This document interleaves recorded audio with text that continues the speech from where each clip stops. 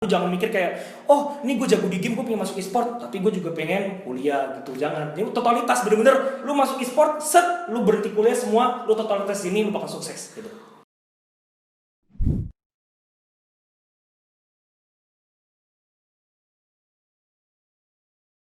Nama gue Irwan, gue ngajar udah 5 tahun, nanti tahun ke-6, tahun ajaran baru 2021. Lulusan ilmu komunikasi, sarjana, lalu master pendidikan, bidang kepemimpinan, lalu sekarang lagi master ilmu komunikasi, sedang berjalan. Itu aja background pendidikan gue, dan kalau kesibukan sekarang ya lagi ngajar, lalu gue sampingan. Itu aja sih. Satu yang buruk dari sekolah, guru yang tua malas ngajar. Serius deh. Halo, nama gue Maxil, nickname gue Antimax, gue atlet e-sport di Mobile Legends. Kalau ketemu orang ketemu orang di jalan, kalau yang nyebelin, dongkolin, jengkelin, itulah produk-produk ya kasarnya, nggak tahu lah, mungkin mereka cuma numpang absen dong di sekolah, dan itu ya hasilnya begitu. Bayangin masyarakat kita begitu semua, wah nyerah deh. Misalnya dari pandangan gue kayak, kan gue kan player e-sport, ada e-sport, jadi gue nggak merasakan apa pentingnya akademis di sekolah gitu loh. Misalkan gue belajar sejarah, matematika gitu kan, tapi sebagai atlet e-sport nih ini nggak dibutuhkan gitu. Apa ya, kadang pernah sih berpikir gitu, nggak penting. Iya. Aduh ini kepakainya apa, misalnya matematika ngitung bangun apa, maksudnya ngitung volume luas segala macam nggak kepake. Ternyata pas ngitung akuarium liter air kepake banget, ngitung liter air, oh ternyata pakai ya. Terus kayak gitu kimia, ngitungin tabel periodik, masa yang ngafalin ini apa bentuknya apa segala macam. Pas mungkin sekarang lagi sibuk ini kan, lagi sibuk aquascaping, jadi pas itu ternyata oh kimianya begini. Jadi mungkin kepake di dunianya kali, Di dunia nyata, di dunia nyata, tapi mungkin di bidang masing-masing nggak dominan, maksudnya nggak pukul rata oh semua subjek akan dipakai. Itu aja sih.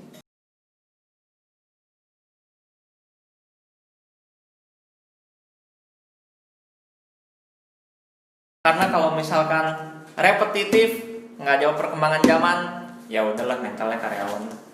Nggak usah jauh-jauh waktu corona. Sekarang kan kalau sekolah mungkin udah sering denger ya, misalnya oh menjawab tantangan zaman, kita harus ngikutin perubahan zaman. Ya waktu corona gurunya pada nggak bisa teknologi. Oh itu bener juga tuh. Bener gak tuh, akhirnya mental karyawan. Ya udah yang penting get things done, yang penting kerjaan gua kelar, udah selesai, aman. Iya. Ya akhirnya mentalnya kan ngebawa ke siswanya, misalnya apa? Aduh guru gua nggak cek gua di misalnya di teleconference atau misalnya kayak Google Meet atau misalnya di Zoom atau apa. Ya udahlah, yang penting kan gua kumpul tugas sudah.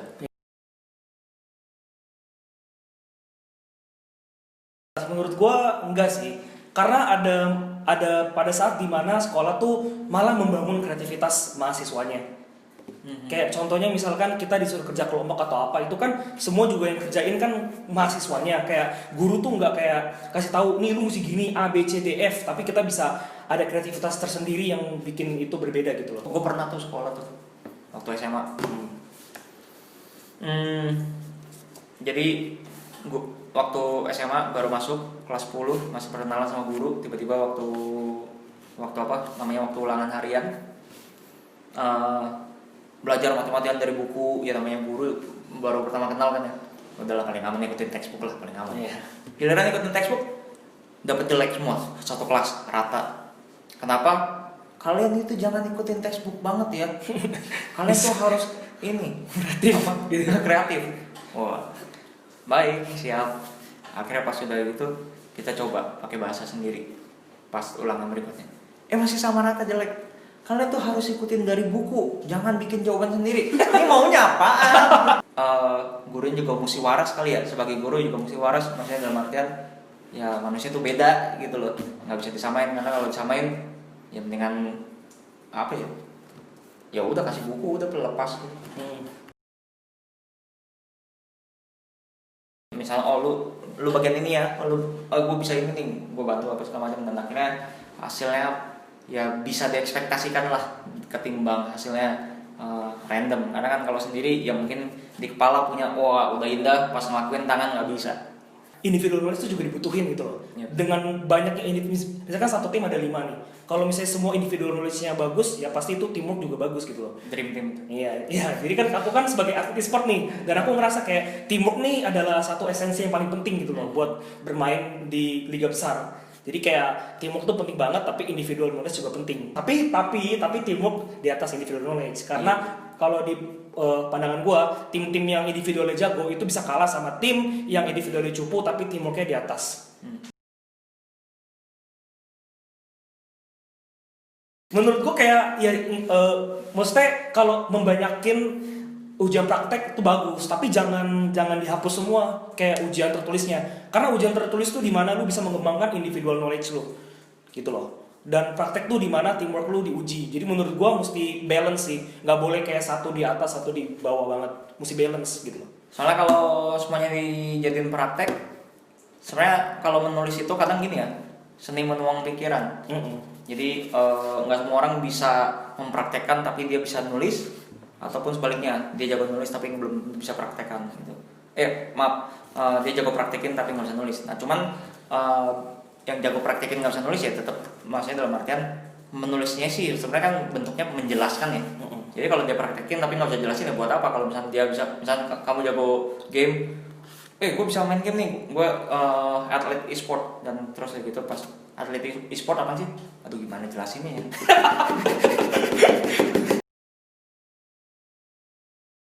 Gini, ya gue tahu kalau misalkan ngomongin nilai akademis gue nggak terlalu bagus gitu di sekolah. Cuman menurut gue nilai akademis tuh menentukan lu masuk kuliah mana, dan masuk kuliah mana tuh menentukan masa depan lu gitu loh. Ya lu tau lah kalau misalkan nilai lu bagus, lu bisa masuk universitas A, B, C yang bagus. Cuman kalau dengan nilai lu yang kurang bagus, lu paling masuknya yang ke D, F, E yang jelek, dan itu ngaruh banget ke occupation lu nanti ke depannya. Tapi di sini gue sebagai atlet e-sport, jadi gue belum merasakan kuliah gitu loh. Tapi kalau dari pandangan gue sebelum gue masuk kuliah kayak gitu sih. Masuk kuliah tuh waktu itu pas gue sekolah, wah ini masuk kuliah nilai gue segini penting banget nih buat masa depan gue. Pada saat gue belum masuk e-sport. Gue kalau sekolah tinggi, maksudnya dalam artian belum tentu bisa jalanin kayak mereka gitu loh. Dalam artian menemukan tim yang kayak mereka, ataupun misalnya ya senyamannya mereka lah gitu. Cuman kalau nilai ya sekali lagi kadang kan juga korban guru. Iya korban guru. Misalnya kayak ponakan gue, perkara oranye atau orange. Kenapa tuh? Warna merah dan warna kuning jika dicampur akan menjadi, ya kan kita kan mikir oranye bahasa Indonesia, orange bahasa Inggrisnya, isi oranye. Ya namanya karena pertanyaan bahasa Indonesia dijawablah sama ponakan oranye. Ternyata apa? Ditulisnya salah, orange. Akhirnya nilainya jelek. Tapi ponakan gua nggak bego. Orang sama kok. Sama. Ya, ini guru yang bego. Dari saya sendiri sih melihatnya kayak apa ya? Itu satu paket yang nggak bisa dilepas gitu loh. Kalau misalkan contoh nilai dia bagus, tapi waktu ngelamar kerja datang CV ketemu HRD bisa datang Interviewnya lempar CV nih. CV gue baca. Kalau perlu nggak usah baca, lo terima gue sekarang juga. Ya kan nggak mungkin juga kali ya. Itu mau CV lu sebagus apapun juga udah langsung di-kick lah, keluar lah. Kalau saya jadi HRD saya robek tuh ijazah. Mau sebagus apapun ya Pak ya. Iya.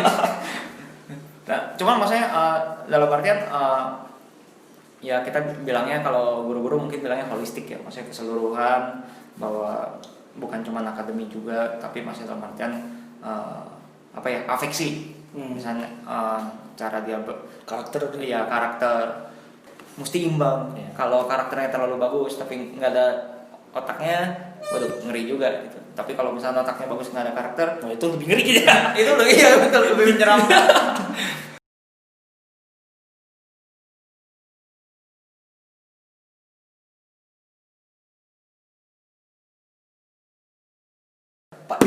Gue harus jadi mentor. Pernah pengalaman, misalkan kayak murid tidur mulu, diomel-omelin, tapi nggak ditanyain dia tidurnya kenapa. Kayak aku dong Pak tidur di kelas. Ya. Ya kebanyakan langsung berprasangka gitu, langsung naruh prasangka buruk, misalnya kayak dia misalnya tidur mulu di kelas apa segala macam. Ya namanya orang tidur capek ya. Iya. Capek kan maksudnya. Ini kok malah jadi guru yang kayak gini nih. Wah nggak bagus. Bukan baik nih Pak. Bukan berarti nggak dibangunin. Cuma kan bangunnya kadang kan pada keras gitu, misalnya kayak kamu bangun, langsung dihukum atau langsung ditegur di depan murid-murid yang lain. Ya namanya capek ya, bangunin aja. Selesai kelas, panggil, tanya, kamu capek kenapa? Ya siapa tahu malamnya ya dia dagang lah tim pertani itu. Bantu orang tuanya lah. Pernah ketemu loh murid-murid begitu. Serius. Nama saya dalam artian saya cuma tanya, kenapa ini? Dan akhirnya dia bilang, wah, bapak guru pertama nih yang nanya saya kenapa. Ya maksudnya mantep nih. Dia bilang, iya saya bantu orang tua saya jualan. Ya kan pedih juga ya dengernya, maksudnya dalam artian dia tidur bukan dia mau, ya namanya anak remaja, fisik masih terbatas, stamina masih terbatas, apalagi dia harus mikir, kerjaan PR, tapi harus jualan, harus segini apa segala macam. Ya mampus lah, maksudnya ya nggak usah jauh, kita mungkin yang orang gede aja kalau misalnya dikasih 5 fokus ya gempor deh. Ya kan apalagi anak kecil, subjek kan beda sama kuliah. Kalau kita bandingkan sama mahasiswa atau sama orang lain, ya beda lah. Kadang kan mental guru dia mungkin ngerasa kan gue cuma ngajar satu subjek doang gitu. Ya siswa belajar berapa subjek? Iya. Mesti cari solusi gitu. Iya, lah. Jangan jangan malah hukum terus nggak ada solusi gitu. Iya, udah hukum nggak ada solusi. Besok lagi. Ntar giliran ditantang balik sama orang tuanya. Ya ibu punya solusi kan? Mau ngomong apa? Gigit jari. Aduh solusi apa ya? Nah, ya kurang lebih begitu lah, mesti jadi mentor. Atau nggak misalnya kayak anak yang keras, misalnya suka nampol orang, suka mukul orang, sumbu pendek lah, cepat marah atau apa segala macam. Ya kan semua pasti ada alasan di balik itu. Dan kalau misalnya guru nggak bisa jadi mentor, wah kamsyong lah. Itu pasti dalam artian kayak ya apa bedanya sama pembantu gitu loh, yang kasarnya dibayar buat ngejagain anak gue, tapi kalau majikan nggak ada dilepas. Bener gak yang sewa pembantu? Ini tanpa mengurangi rasa hormat dengan para pembantu, cuman itu yang saya lihat banyak yang gitu. Dan kalau guru sebagai mentor itu, nih buat para guru yang mendengarkan, ingat, guru sebagai mentor itu bukan ajaran barat, apalagi terutama guru-guru sekolah negeri yang bilang NKRI harga mati. Guru sebagai mentor itu adalah omongan Ki Hajar Dewantara. Ingat lagi, guru itu di belakang sebagai pendorong, guru di samping di sebelah sebagai teman, dan guru di depan sebagai pemberi semangat. Gitu. Nah, jadi itu harusnya nilai Indonesia yang harus dihidupkan jika bilang NKRI harga mati.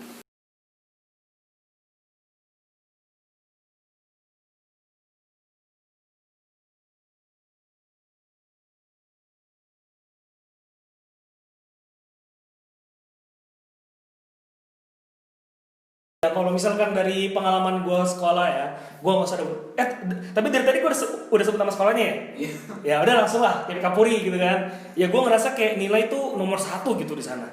Lu mau proses belajar lu udah capek-capean, misalkan lu udah nunjukin nih bahwa lu udah belajar, misalkan 1 hari belajar terus 8 jam, 12 jam malam, terus di sekolah itu waktu istirahat lu belajar doang, lu nanya ke guru, lu ke kantor guru. Tapi kayak menurut gue yang tetap nomor 1 tuh nilai.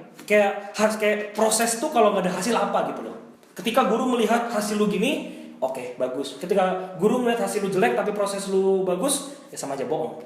Yang penting hasil nomor 1 gitu. Ini kalau ngomong pengalaman sebagai murid, iya, karena banyak sekolah. Udah lama Pak.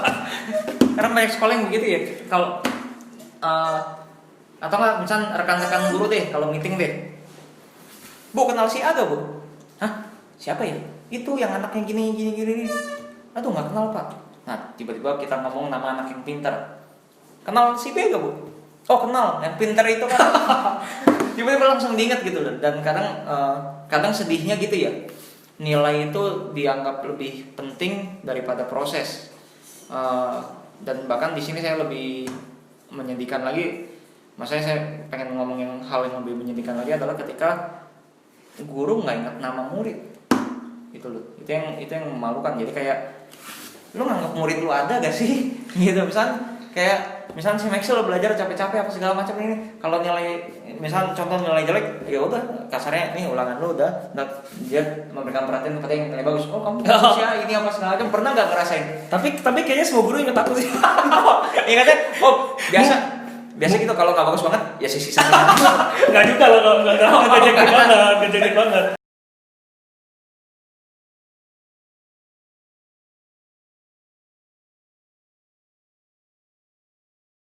sekolah harus bertanggung jawab. Ya iyalah, saya sakit ke dokter, dokternya nggak ngerti caranya, ya udahlah kita masih mending. Tapi kalau sampai dokter yang malah praktek, wah sadis. Kalau misalnya sampai mau praktek, misalnya kayak bikin anak trauma, misalnya kayak guru-guru bikin anak trauma, misalnya bentak terlalu kenceng, mata sampai mau keluar atau ataupun apa namanya, dia nggak mau cari inovasi cara belajar yang lain atau apapun itu, misalnya contoh jadi kayak apa ya, kayak mesin cloning gitu loh, kayak mesin fotokopi. Kamu ikut baca ini, ikutin cara yang sudah saya berikan, dan kalau di luar itu dia nggak mau cari lagi, gitu. Sampai akhirnya contoh, misalkan gurunya jagonya teks, misalnya, ya kan ada anak yang visual, harus tahu pendekatan, jangan nyerah. Karena apa? Kalau misalnya gurunya nyerah, ya muridnya belajar sama siapa, ya kan? Ya kan, kalau misalkan guru udah nyerah, ya berarti murid udah nggak bisa naruh harapan. Karena murid cuma naruh harapan di guru doang. Ya iyalah. Gue sih setuju sih, karena kayak di sini nggak ada istilah di mana murid tuh bodoh gitu loh. Di sini paling cuman kayak murid itu belum menemukan pendekatan yang baik pada saat belajar. Yang seperti Pak Iwan bilang, misalkan ini murid tuh lebih pintar kalau dia baca buku, tapi ini murid lebih pintar kalau dia bahas sama kelompok yang sama-sama kelompok gitu. Jadi kayak di sini tuh nggak ada murid yang bodoh gitu loh. Dan guru sebagai mentor tadi dibilang harus mengetahui pendekatan yang baik kepada muridnya biar bisa diajarin lebih lancar gitu loh.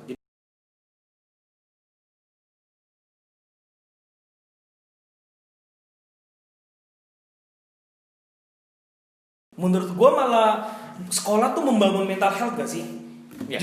Justru kayak lu misalkan mental lu tuh cupu, mental lu cacat gitu. Tapi menurut gue sekolah justru membangun mental lu biar lebih kuat gak sih, dari hal tadi yang guru sebagai mentor atau enggak temen lu yang bisa bikin mental lu tambah kuat. Jadi kayak lu di sekolah tuh bukannya dibikin mental lu tambah jelek, malah tambah bagus soal dari pengalaman. Ya mental itu kan sebenarnya lebih kebentuk kalau kita bersama ya. Kalau sendiri kan ya mau ngapain, bangun mental apaan kalau sendiri. Mental apaan, bener. Iya. Dan kalau ketemu orang lain itu baru kebentuk mentalnya. Katakanlah korban bully sekalipun, yang dibilang mentalnya rapuh, rusak apa segala macam. Justru malah menurut aku kalau orang yang dibully tuh malah mentalnya ditambah kuat. Misalkan aku pengalaman temanku misalkan dibully atau apa nih, itu misalkan aku ikut ngebully dia, ngatain, tapi kalau misalkan gue pikir-pikir lagi pada saat ke depan, justru ini membangun mental dia nih. Iya. Dia dikata-katain gini, tapi ke depannya mentalnya kuat nih, coy. Iya, tapi beda cerita ya kalau misalnya yang punya suicidal thoughts gitu, misalnya kayak dia kepikiran mau bunuh diri gara-gara dibully. Itu kayaknya. Maksudnya itu nggak cuma sekolah doang. Ini yang mungkin yang sering perlu diluruskan. Kadang beban itu nggak cuma dari sekolah, tapi juga bisa dari tempat lain. Misalnya dari rumah, dari keluarga, ataupun dari lingkungan luar. Nah itu kadang numpuk tuh, eskalasi numpuk apa segala macam. Jadi itu kita anggap itu ya special case lah. Nah, pernah ada guru yang heran, Pak, kok mau sih Pak menerima murid di jam pulang? Ya dia butuh, kenapa enggak? Iya. Ya kalau misal saya mau pulang besok aja apa segala macam, ya besok kalau ingat. Benar. Iya kan? Iya. Atau enggak kalau ingat, atau enggak kalau sibuk. Nah mungkin di situ perlu tahu kebutuhan murid ya, dan dalam artian karena gini loh, kita orang dewasa ya mungkin ngerasanya kayak kalau ngeliat anak kecil kayak lu belum berpengalaman, lu cukup apa segala, ya itu kita gimana ngebantuin ya. Jadi bukan berarti kadang dia belum berpengalaman kita nggak mau bantuin ataupun kita nggak mau percayain sesuatu. Ya percayain lah supaya dia belajar, supaya dia tahu rasanya begini toh rasanya begini gitu, atau apa segala macam. Kalau bapak ngeliat kamu tuh kayak nggak bakal sukses, nggak bakal bisa jadi orang. Pernah nggak denger itu? Misalkan guru-guru yang begitu, kalau kamu gini caranya kamu tuh nggak bakal sukses, apa segala macam. Ya ini buat para murid tipsnya adalah tanya balik, gimana pak caranya biar sukses pak? Kalau dia cuma bisa ngomong ini cuma tadi mungkin yang kayak Michelle bilang cuma nekanin masalahnya tapi nggak bisa kasih solusi. Ya udah solusinya apa gitu. Karena kalau guru cuma bisa negor ini apa segala macam, ya semua orang juga bisa. Dan semua orang gampang lah negor tapi nggak mikirin solusi. Justru yang kita butuhkan tuh negor dan tahu solusinya apa. Bukan negor.